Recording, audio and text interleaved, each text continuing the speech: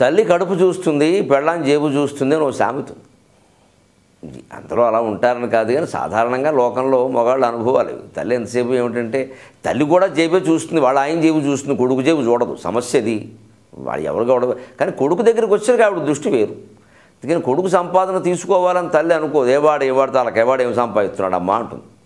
భార్య అలా కాదు. మరి భార్యకి భర్త కాకపోతే ఎవరంటే దిక్కు? ఇప్పుడంటే ఉద్యోగాలు చేస్తున్నారు, కానీ పూర్వం లేదు కదా, తప్పు లేదు అలా అనుకోవడం. అందుకని ఓ సామెత మామూలుగా పుట్టింది, తల్లి కడుపు చూస్తుంది, పెళ్ళాం జేబు చూస్తుంది. నేను ఒక అవధానం చేస్తుంటే అడిగారు, బాబు ఆఫీసులో టైపిస్ట్ ఏం చూస్తుంది అన్నారు. ఆవిడ తల్లి కాదు, పెళ్ళాం కాదు, ఊరికే ఫ్రెండ్ పక్కన కూర్చొని చేస్తుంది. నేను సరదాగా చెప్పా, తల్లి కడుపు చూస్తుంది, పెళ్ళాం జేబు చూస్తుంది, ఆఫీసులో టైపిస్ట్ నువ్వు పని చేయకుండా చూస్తుంది అన్నాను నేను. ఎందుకంటే వీడు ఆవిడ వల్ల పని చేయడు, ఆవిడ చూస్తూ కూర్చుంటాడు ఇలాగ. ఆవిడ చేయదు, వీడిని చేయనివ్వదు. చివరికి ఆవిడ పని కూడా వీడికి అప్పగిస్తుంది. మన వాడు మోజులు మీకు ఎందుకంటే అది కంప్లీట్ ఇంగ్లీష్ మాట్లాడతారు ఇక్కడ. అయిపోయింది, ఇంగ్లీష్ అంటే పడ్డాడు అనమాట లెక్కది. ఆవిడ పని ఏదో ఆవిడ చేసుకోమన్నా మానేసేసి అందంగా ఉంది కదా ఆవిడ పనులు చేయడం వల్ల అన్నీ చేయించుకున్న తర్వాత నాకు పెళ్ళి అయిందని విషయం చెబుతుంది. అప్పుడు గొడవ వదిలిపోతుంది ఇంకా. అందుకని ఇలాగే ఉంటాయి. అందుకని ఆఫీసులో టైపిస్ట్ ఏం చూస్తుంటే నేను పని చేయకుండా చూస్తుందయ్యా అన్న. అలాగే డాక్టర్ అంటారు. ఇప్పుడు నా పేరు చెప్పు ముందు కూడా డాక్టర్ గరికపాటి నరసింహారావు ఇలా ఉంటుంది sir. Doctor C Narayana Reddy అలా ఉంటుంది. మేము ఈ వైద్యం డాక్టర్లు కాదు, మాది పిహెచ్డి.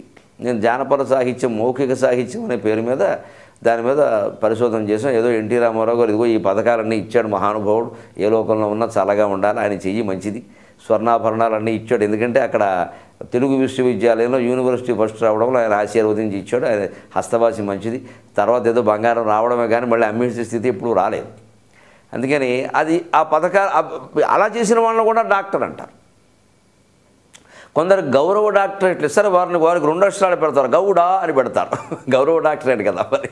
అందుకని అదేదో క్యాస్ట్ అనుకోకూడదు, గౌరవ డాక్టరేట్ అర్థం, గౌడ అని పెడతారు వారికి. సరే కానీ ఒకసారి అవధానం చేస్తుంటే అడిగారు, ఏమండి మామూలు వైద్యం డాక్టర్కి పిహెచ్డి డాక్టర్కి తేడా ఏమిటన్నారు.